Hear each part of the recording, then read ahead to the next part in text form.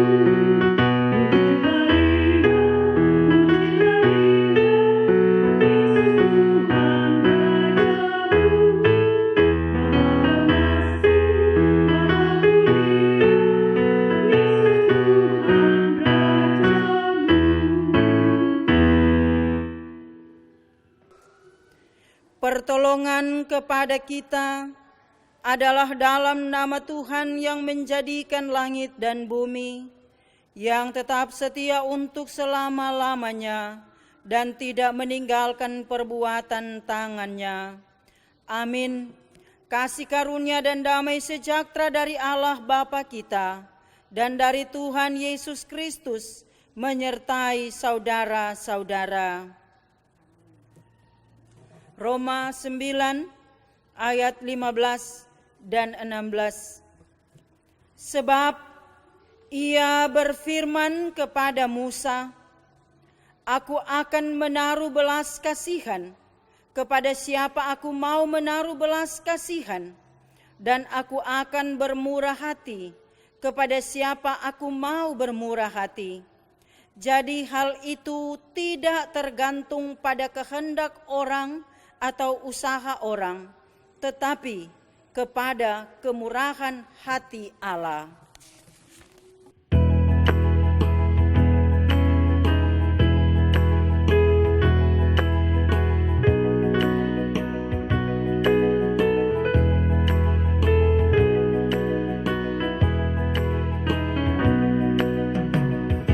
you.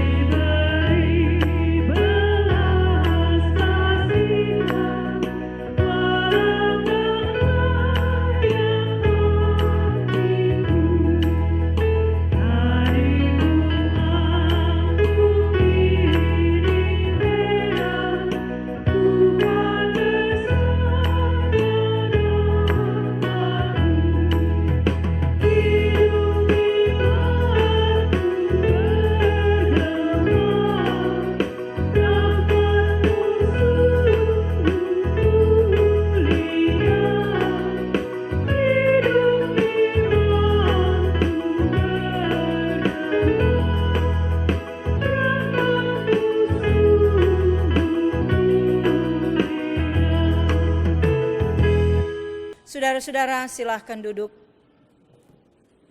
Marilah kita merendahkan diri di hadapan Tuhan Allah kita dan mengaku dosa kita kepadanya. Kita berdoa. Kami bersyukur kepadamu ya Tuhan, karena Engkau Allah yang hidup, Allah yang selalu menjaga, melindungi dan memberkati kami umat-Mu. Dengan berkat-Mu Tuhan, kami masih menikmati hidup sampai saat ini. Terima kasih Bapa, kami berada di minggu pertama di bulan Juni tahun 2020. Kami percaya semua ini kami alami karena kemurahan Tuhan. Engkau yang tidak membiarkan kami sebagai satu persekutuan umat-Mu. Engkau yang selalu memberikan kami hikmat, memberikan kami kemampuan untuk melangkah, untuk berkarya di tengah-tengah dunia ini. Namun dalam perjalanan kehidupan kami sebagai umat percaya, kami pun sadar sesungguhnya begitu banyak hal-hal yang tidak berkenan di hadapan Tuhan yang kadangkala kami lakukan. Perbuatan-perbuatan kami belum membuktikan bahwa kami ini anak-anak Tuhan yang memiliki rasa kepedulian, rasa kasih yang tulus terhadap sesama. Oh Tuhan, semua yang kami pikirkan, semua yang kami ucapkan dan lakukan terbuka di mata-Mu. Karenanya saat ini dengan kerendahan hati kami datang kepadamu sambil memohon, ya Yesus Kristus, baharui hidup kami dengan kuasa Roh Kudus-Mu. Tuntun kami selalu di jalan-Mu, dan biarlah hari lepas hari kami tetap memuliakan Tuhan, dan kami selalu mengakui bahwa manusia ciptaan Tuhan termulia, kami tidak luput dari dosa. Ampuni kami Tuhan, baharui kami dengan Roh-Mu yang kudus, agar lewat persekutuan ibadah ini kami benar-benar layak di hadapan-Mu.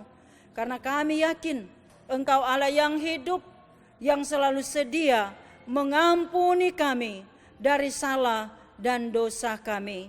Di dalam Yesus Kristus kami berdoa. Amin.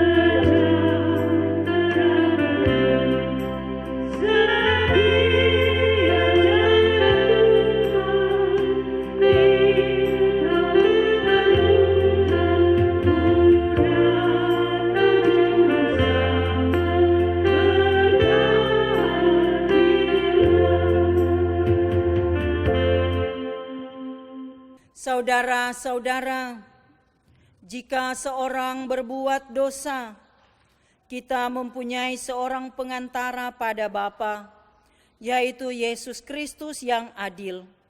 Ia adalah pendamaian untuk segala dosa kita, dan bukan untuk dosa kita saja, tetapi juga dosa seluruh dunia.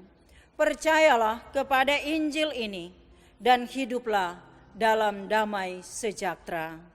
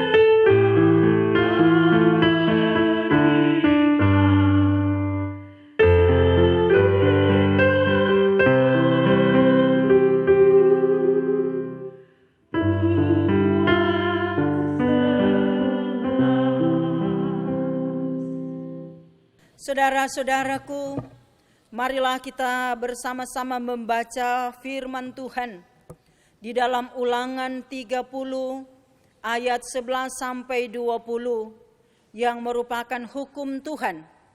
Ulangan 30 ayat 11 sampai 20. Kehidupan atau kematian. Sebab perintah ini yang kusampaikan kepadamu pada hari ini tidaklah terlalu sukar bagimu dan tidak pula terlalu jauh. Tidak di langit tempatnya, sehingga engkau berkata, siapakah yang akan naik ke langit untuk mengambilnya bagi kita dan memperdengarkannya kepada kita, supaya kita melakukannya? Juga tidak di seberang laut tempatnya, sehingga engkau berkata, siapakah yang akan menyeberang ke seberang laut untuk mengambilnya bagi kita dan memperdengarkannya kepada kita, supaya kita melakukannya? Tetapi firman ini sangat dekat kepadamu, yakni di dalam mulutmu dan di dalam hatimu untuk dilakukan.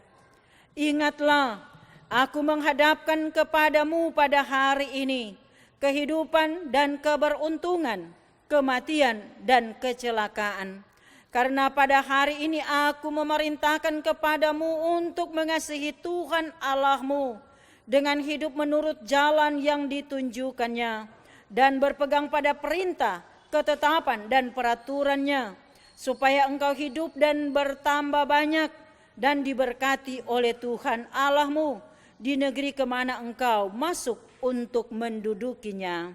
Tetapi jika hatimu berpaling dan engkau tidak mau mendengar, bahkan engkau mau disesatkan untuk sujud menyembah kepada Allah lain dan beribadah kepadanya, maka aku memberitahukan kepadamu pada hari ini bahwa pastilah kamu akan binasa.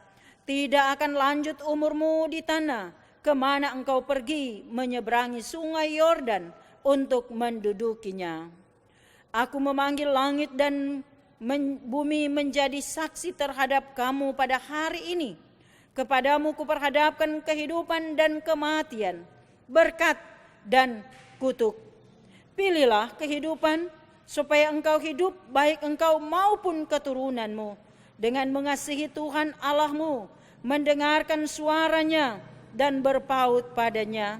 Sebab hal itu berarti hidupmu dan lanjut umurmu untuk tinggal di tanah yang dijanjikan Tuhan dengan sumpah kepada nenek moyangmu, yakni kepada Abraham, Ishak dan Yakub, untuk memberikannya kepada mereka.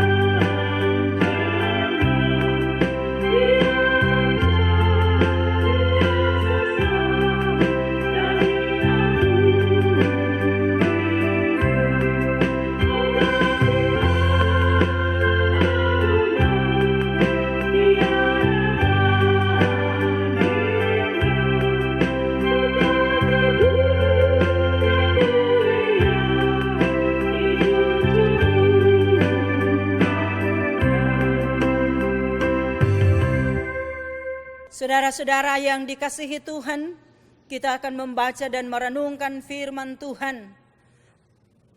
Tuhan menyertai saudara-saudara. Marilah kita berdoa. Terima kasih Bapa, di saat kami duduk bersama dalam persekutuan ibadah yang dilaksanakan di rumah kami masing-masing. Kami bersyukur karena kami yakin Tuhan selalu hadir di tengah-tengah kehidupan kami. Maka saat ini pun sebagai umat yang percaya, sebagai gereja-Mu yang ada di tengah-tengah dunia ini, walaupun kami diperhadapkan dengan adanya pandemi COVID-19, tapi kami tetap setia mengiringi Tuhan. Dan kami mau Tuhan untuk bersama-sama memahami firman-Mu. Ya Tuhan, kami penuh keterbatasan. Kami tidak mampu memahami kehendak-Mu tanpa curahan Roh Kudus-Mu. Oleh sebab itu kami bermohon di dalam nama Yesus, karuniakan kami semua Roh Kudus-Mu. Beri kami hikmat agar firman-Mu yang hendak kami baca dan renungkan bersama, kami benar-benar mengerti. Kami mampu mewujud nyatakan dalam hidup kami sehari-hari kepedulian kami, kasih kami kepada sesama kami. Biarlah itu menjadi nyata, karena itulah juga yang Engkau nyatakan lewat kebenaran firman-Mu. Terima kasih Bapa, berfirmanlah bagi kami semua, karena kami rindu mendengarkannya. Di dalam Yesus Kristus kami berdoa. Amin. Saudara-saudara yang dikasihi Tuhan, di minggu pertama di bulan Juni, tepatnya hari Minggu tanggal 7, hari ini kita sama-sama memahami bagian Alkitab lewat Injil Matius. Matius 9 ayat 35 sampai 38. Matius 9 ayat 35 sampai 38. Bacaan ini di bawah judul Belas Kasihan Yesus terhadap orang banyak. Demikianlah Yesus berkeliling ke semua kota dan desa. Ia mengajar dalam rumah-rumah ibadat dan memberitakan Injil kerajaan sorga, serta melenyapkan segala penyakit dan kelemahan. Melihat orang banyak itu, tergeraklah hati Yesus oleh belas kasihan kepada mereka, karena mereka lelah dan terlantar, seperti domba yang tidak bergembala. Maka katanya kepada murid-muridnya, tuaian memang banyak, tetapi pekerja sedikit. Karena itu, mintalah kepada Tuan yang empunya tuaian, supaya ia mengirimkan pekerja-pekerja untuk tuaian itu. Demikianlah bacaan Alkitab yang menjadi perenungan bersama di sepanjang minggu yang berjalan ini. Saudara-saudaraku yang dikasihi Tuhan,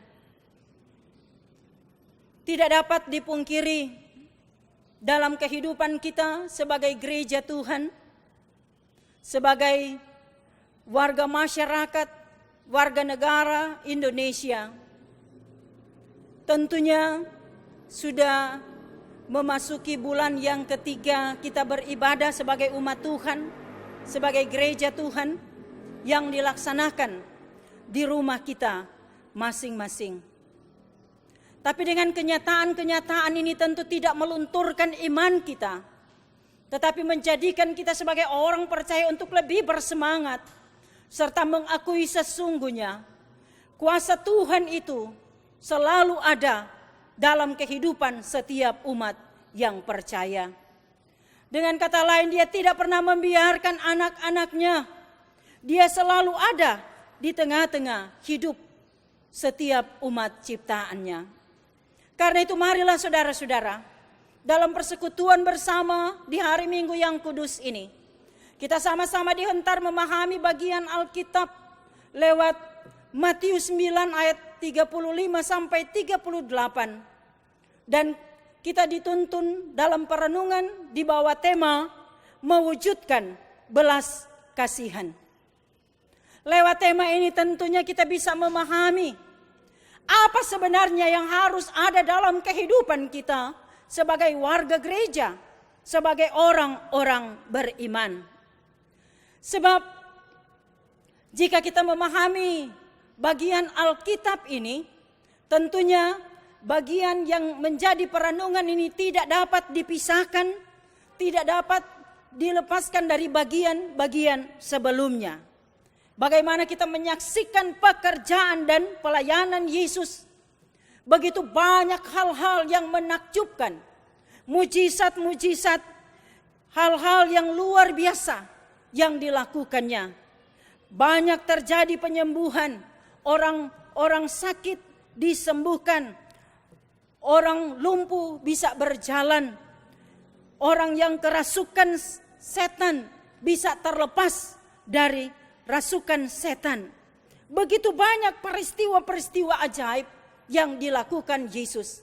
Dan inilah bukti bahwa dia betul-betul Tuhan, dia betul-betul berkuasa.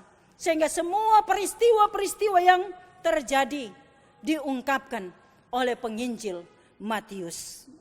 Saudara-saudaraku, Injil Matius ini jelas ditulis oleh Matius, dan itu ditulis sekitar tahun 60 Masehi.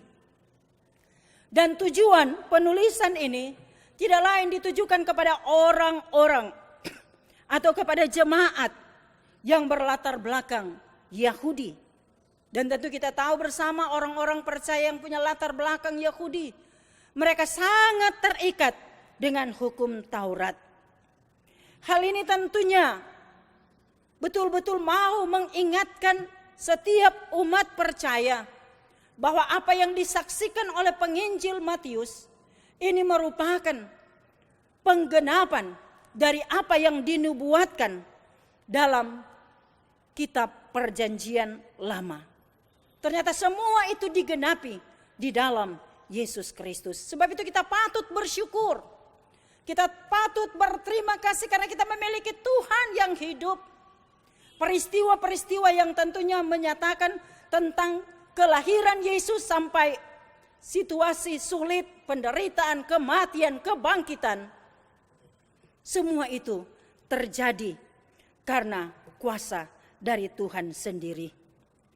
Dan di saat Yesus pun melakukan pekerjaannya, dia tetap setia melakukan atau dia diutus Allah untuk memberitakan, untuk mengabarkan kabar baik atau Evangelion atau Injil.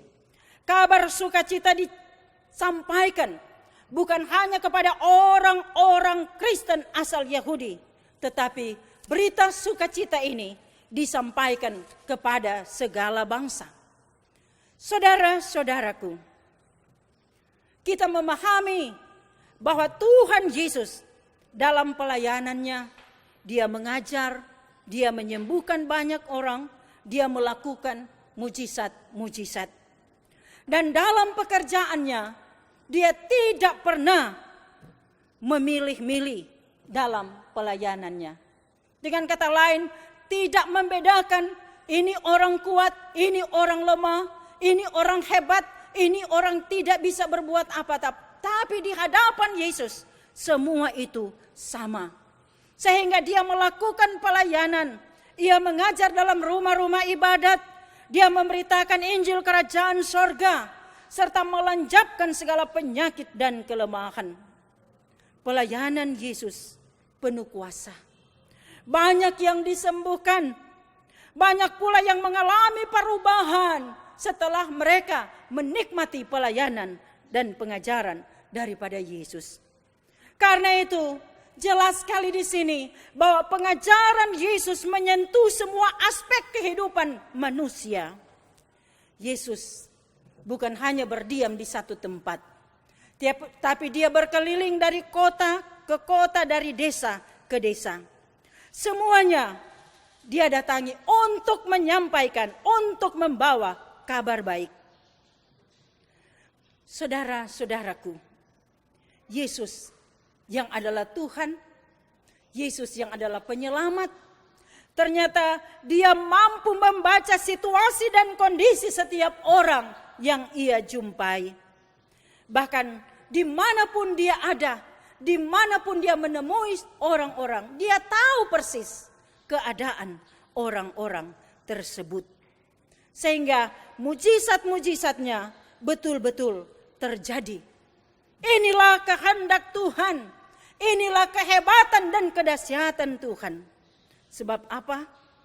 Dia pun menginginkan semua orang yang menerima Injil Kerajaan Sorga betul-betul ada perubahan, ada pembaharuan. Dan banyak orang yang mendengarkan pengajaran Yesus ada dalam pembaharuan dan perubahan. Banyak orang mengikutinya dan Injil, kabar baik terus diberitakan. Dan pada saat dia melihat orang banyak, dia memberi isyarat kepada murid-muridnya. Supaya orang-orang itu yang betul-betul bagi Yesus, orang-orang itu membutuhkan pertolongan. Orang-orang itu membutuhkan sentuhan-sentuhan kasih. Dan itulah yang diungkapkan dalam bacaan kita tadi. Belas kasihan Yesus terhadap orang banyak. Dia melihat orang-orang banyak hidup dalam kelemahan. Mereka tidak berdaya. Mereka yang seharusnya digembalakan. Mereka seharusnya dilindungi, dipelihara, dijaga. Tapi ternyata mereka tidak mengalami hal itu. Karenanya Yesus pun betul-betul paham. Begitu banyak orang yang haus akan pengajaran, haus akan Injil Kerajaan Sorga. Belas kasihan Yesus mendalam terhadap mereka yang betul-betul tidak berdaya, lelah, terlantar, seperti domba yang tidak mempunyai gembala. Saudara-saudara, terlantar sama artinya dengan terbaring, tidak berdaya. Mereka menderita bukan hanya secara fisik, tetapi mereka menderita juga secara rohani. Tubuh mereka lemah karena penyakit. Bahkan ada yang kerasukan setan. Para pemimpin yang seharusnya menjadi pelindung, yang seharusnya menggembalakan mereka, justru tidak melaksanakan tugasnya dengan baik. Sebab itu, Yesus berkata kepada murid-muridnya, "Tuaian memang banyak, tapi pekerja sedikit. Karena itu, mintalah kepada Tuhan yang empunya tuaian." Dan siapakah yang empunya tuaian itu? Dialah Tuhan. Minta kepada Tuhan supaya Ia mengirimkan pekerja-pekerja untuk tuaian itu. Kiasan tentang tuaian sebenarnya lebih dikenakan pada pemberitaan Injil. Dan ternyata pemberitaan Injil itu tidak akan mampu dilakukan hanya oleh seseorang. Tetapi pemberitaan Injil itu tentunya akan mampu dilakukan secara bersama-sama. Maka hal ini membuktikan bahwa siapapun kita, sehebat apapun manusia, sekuat segagah apapun manusia, dia tidak bisa hidup tanpa orang lain. Atau dia tidak bisa melakukan sesuatu tanpa meminta pertolongan dari Dia, yakni Tuhan yang empunya tuaian itu. Nah, saudara-saudaraku, kita sebagai gereja, saya dan saudara-saudara yang mengaku pengiring-pengiring Kristus, mengaku orang percaya, sampai sejauh manakah kita memahami apa yang harus kita lakukan? Apa yang harus kita wujud nyatakan? Apakah selama ini kita mewujud nyatakan kepedulian kita terhadap orang lain? Apakah selama ini kita selalu menopang sesama kita dalam doa maupun dengan tindakan nyata, tindakan konkret? Jadi dengan kata lain kita bukan hanya berkata-kata bicara tentang kasih, bicara tentang peduli, tetapi harus mampu dinyatakan lewat tindakan dan perbuatan kita. Karena itu sebenarnya yang diinginkan Tuhan dalam kehidupan saya dan saudara-saudara. Tapi kita meyakini dalam situasi sulit sekarang ini, sebagai gereja, sebagai anak-anak Tuhan, pasti sudah ada banyak yang berbuat, yang membuktikan kepedulian dengan orang lain. Tapi tindakan dan perbuatan saudara-saudara tidak dipublikasikan, tidak diketahui oleh orang banyak. Tentu tidak perlu seperti itu, harus diketahui oleh seorang orang banyak. Tapi bagaimana dengan hati nurani yang tulus? Kita mau mewujud nyatakan ungkapan kasih seperti yang dinyatakan Yesus. Kita lakukan itu terhadap orang lain yang betul-betul membutuhkan kepedulian, membutuhkan pelayanan kasih dari kita sekalian.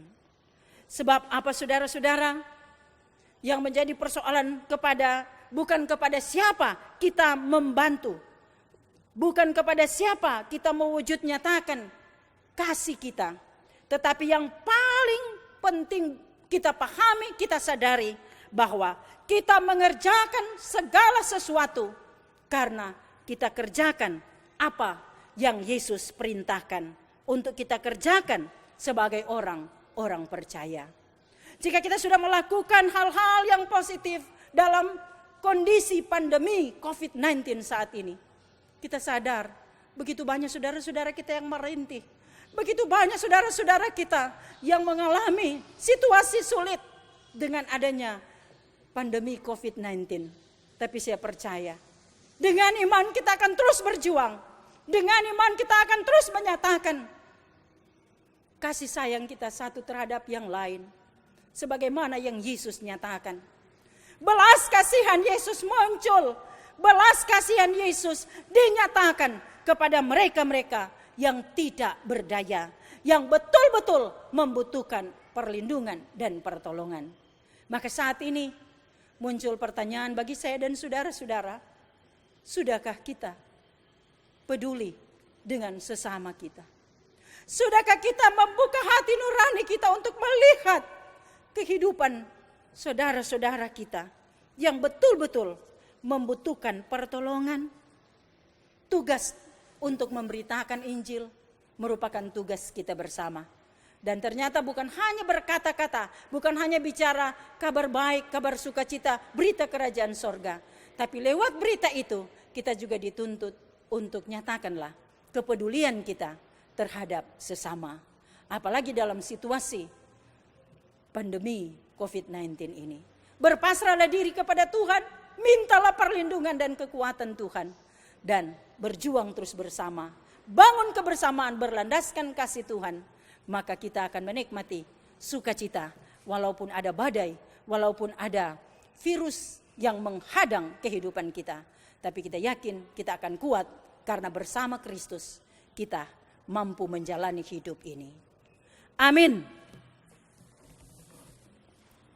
Saudara-saudara, kita akan menyatakan syukur kita lewat pemberian persembahan.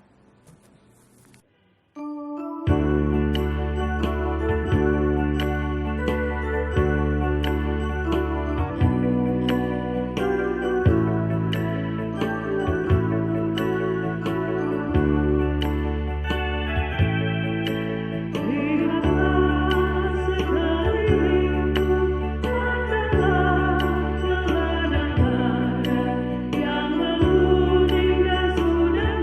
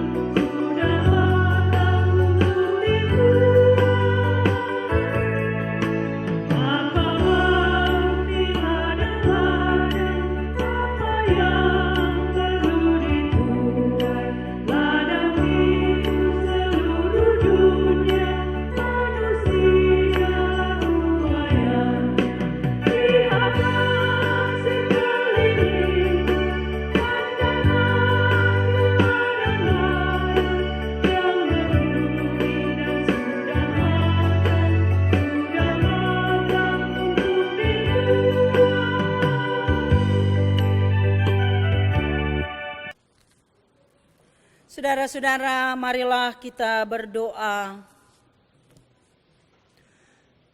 Terima kasih Tuhan Yesus, Engkau sungguh hebat dalam kehidupan kami.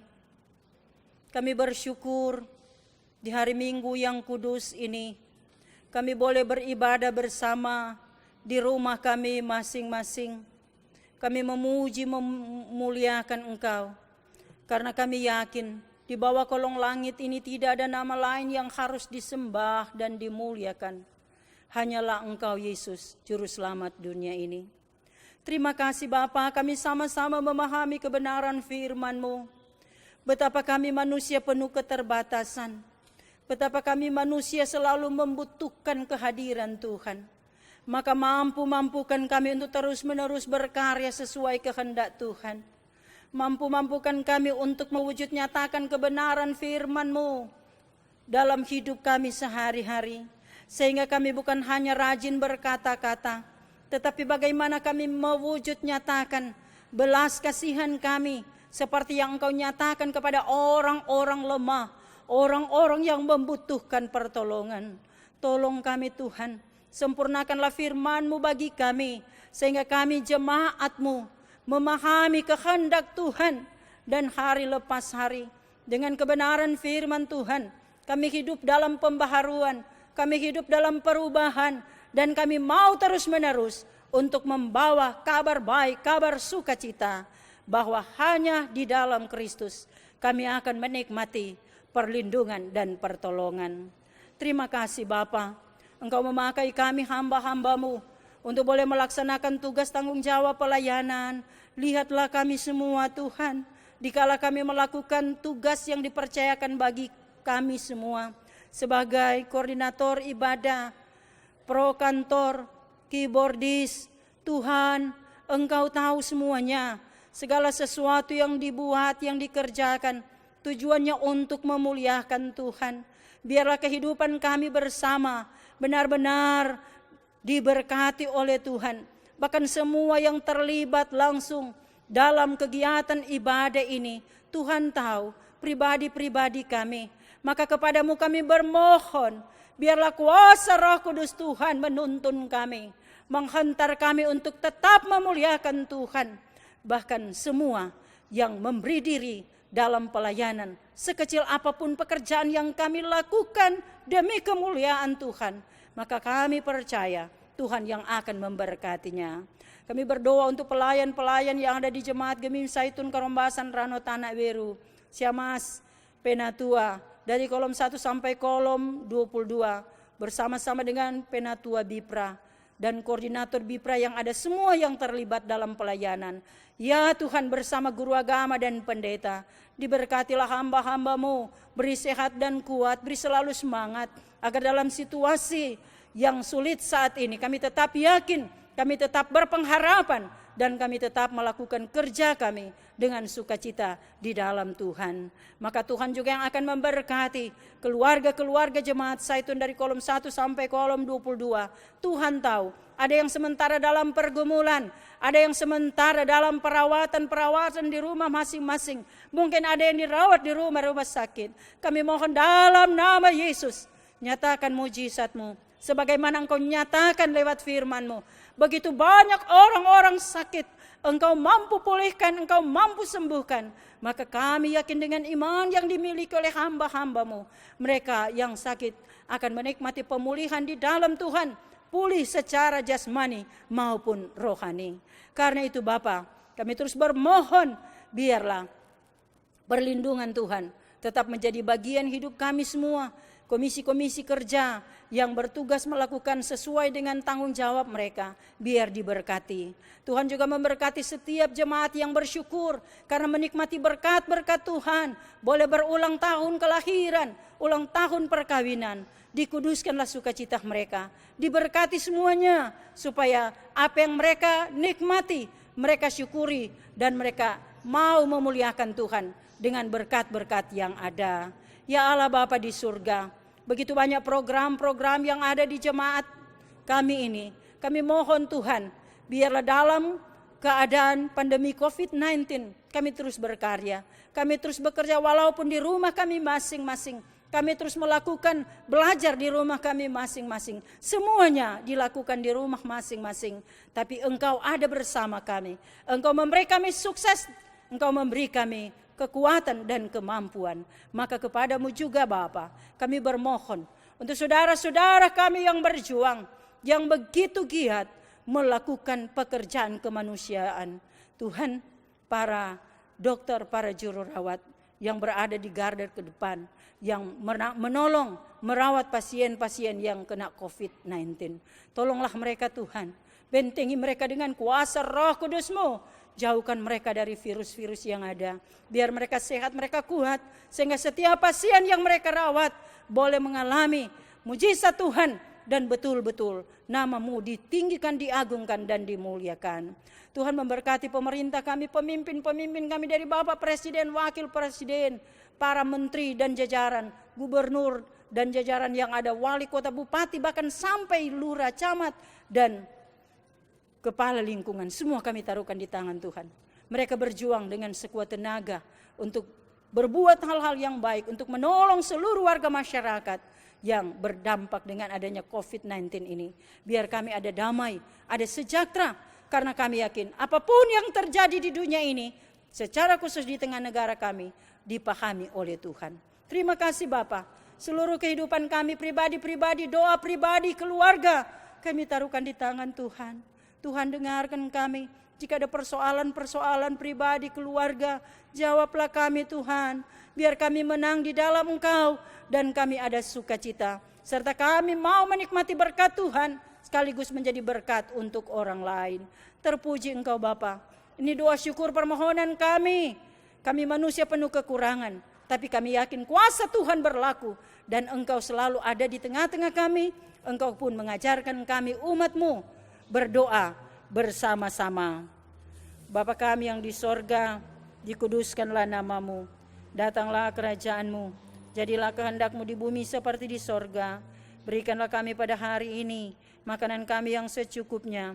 Dan ampunilah kami akan kesalahan kami, seperti kami juga mengampuni orang yang bersalah pada kami. Dan janganlah membawa kami ke dalam pencobaan, tetapi lepaskanlah kami daripada yang jahat. Karena Engkau-lah yang punya kerajaan dan kuasa dan kemuliaan sampai selama-lamanya. Amin. Saudara-saudara, marilah kita berdiri. Kita akan mengakhiri ibadat ini.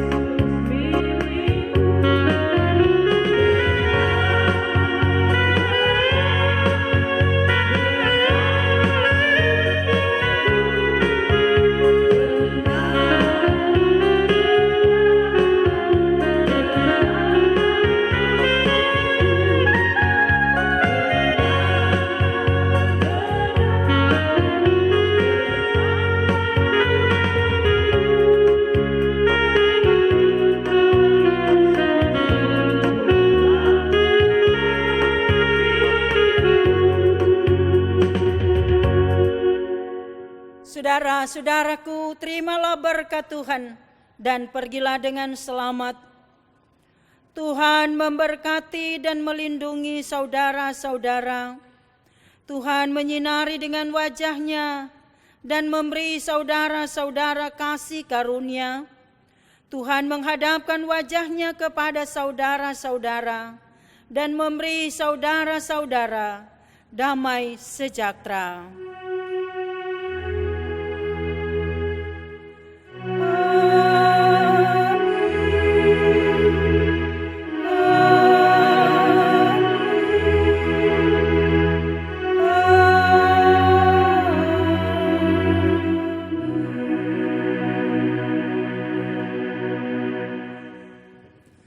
Silahkan duduk, demikianlah ibadat ini. Selamat hari Minggu, Tuhan memberkati kita semua.